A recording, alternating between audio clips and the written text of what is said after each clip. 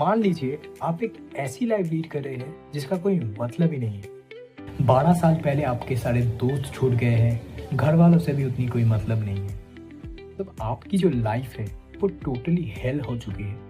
आपकी लाइफ का कोई मतलब ही नहीं बचा और इस हालातों के बीच में कोई आपको रेल की पटरियों के ऊपर धक्का मार देता है और आप सीधा पहुंच जाते हो 12 साल पहले।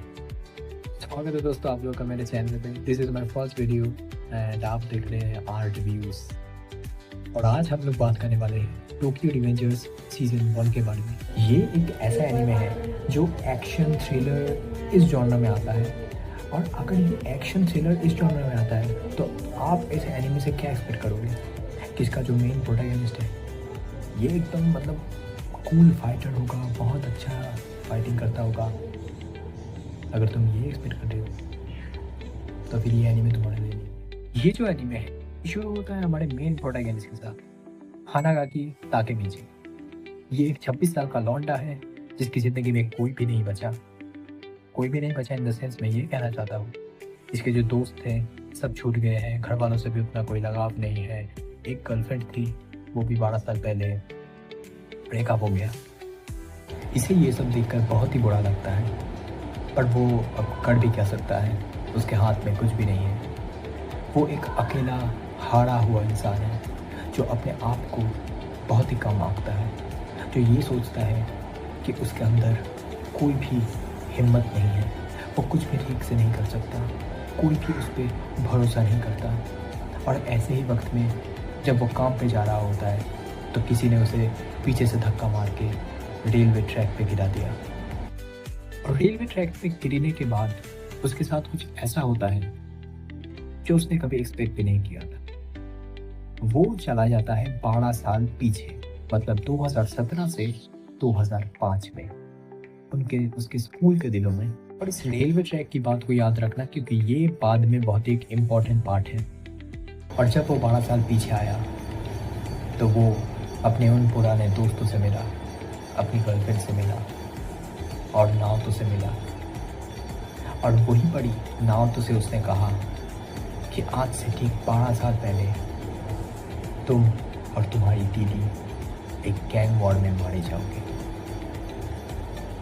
और इस बात को ध्यान में रखना क्योंकि ये बाद में बहुत इम्पोर्टेंट पार्ट प्ले करेगा ताकेमिची के लाइफ में।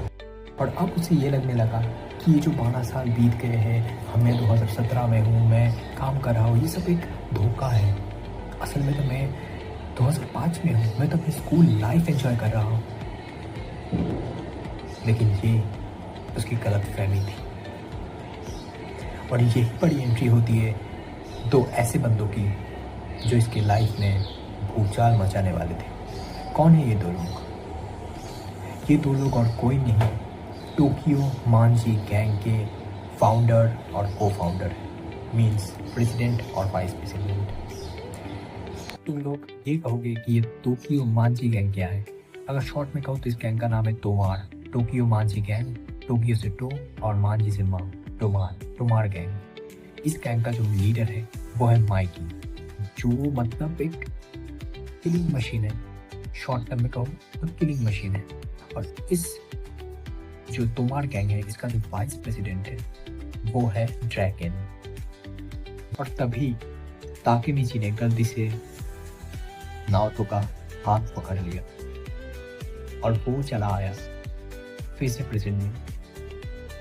और उसे क्या दिखता है कि उसकी जान किसने बचाई थी?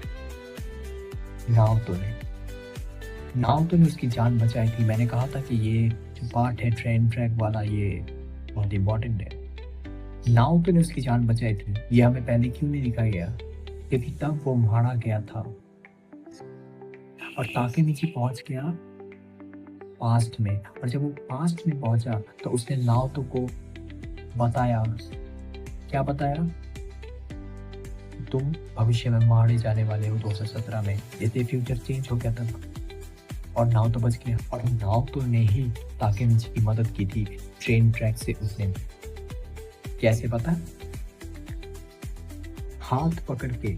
हाँ, इसीलिए ही वो फ्यूचर में पास्ट में आ गया, क्योंकि हाथ मिलाने से ही, नाव से हाथ मिलाने से ही वो पास्ट में जा सकता है और प्रेजेंट में आ सकता है।